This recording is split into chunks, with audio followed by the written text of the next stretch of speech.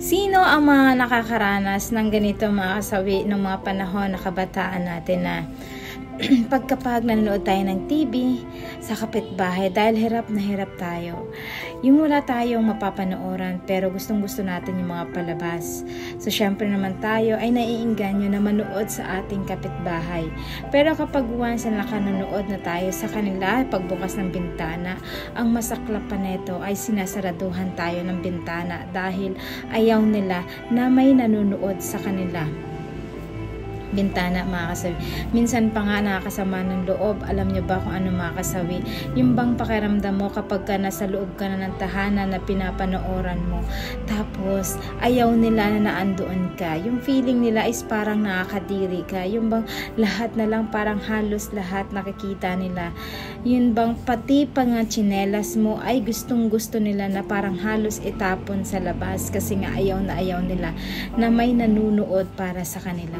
Alam nyo ba, kung iisipin nyo, diba, ng mga panahon natin na talagang sobrang hirap tayo, yung nararanasan natin yung mga ganitong sitwasyon, yung gusto natin makinood, pero yung mga pinanonooran natin ay pinagsasaraduhan tayo ng pinto, sinasaraduhan tayo ng bintana, tapos kapag may chance naman, sumisilip tayo ng paunti-unti kasi nga syempre gusto natin yung mga movie. Naka-experience nito, ang sakit sa pakiramdam. Syempre yung mga magulang natin kapag ka nagsusumbong tayo para sa kanila na, "Mama, alam niyo ba, gustong gusto ko doon kaso nga lang hindi ako makapagpanood." Sabihin ng mama mo, "Bakit?" Kasi nga si ganito, sinasaraduhan kami ng bintana.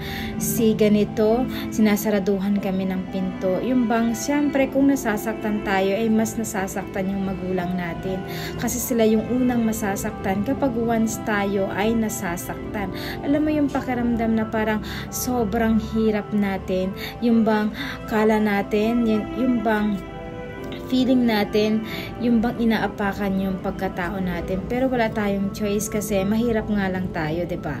Kaya yung mga magulang natin, gagawin nila lahat para lang magkaroon tayo ng TV, lahat binibenta kung ano-ano para lang makabili ng TV, diba? Sino yung mga nakaka-relate nito mga kasawi na yung TV pa natin sobrang liit, tapos sobrang bulky pa ng mga TV sa likod, diba? Pero para sa atin noon ay maganda na ito. Feeling mo kapag may TV ka na, feeling mo napakamayaman ka na, yung parang sikat ka na sa mga baryo ninyo kasi nga meron na kayong TV. Kasi kapag wala kang TV, syempre parang ikaw yung tao na pinakamahirap kasi syempre nakikinood ka lang, lahat gagawin mo, maaga ka pang kakain kasi may aabangan ka na palabas, ayan.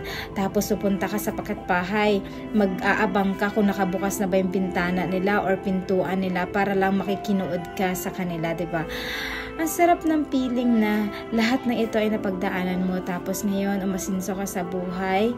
Yung mga hindi mo naranasan nung kabataan mo, masarap, pero ngayong nagkaedad ka na, nasa tamang edad ka na, dahil sa pagsisikap mo is nagkaroon ka ng sarili mong investment, bahay, lupa, sasakyan, na yung dating batang nyagit, pero ngayon naging asenso ka na. Diba ang sarap sa pakiramdam na naranasan mo yung mga hirap na yon.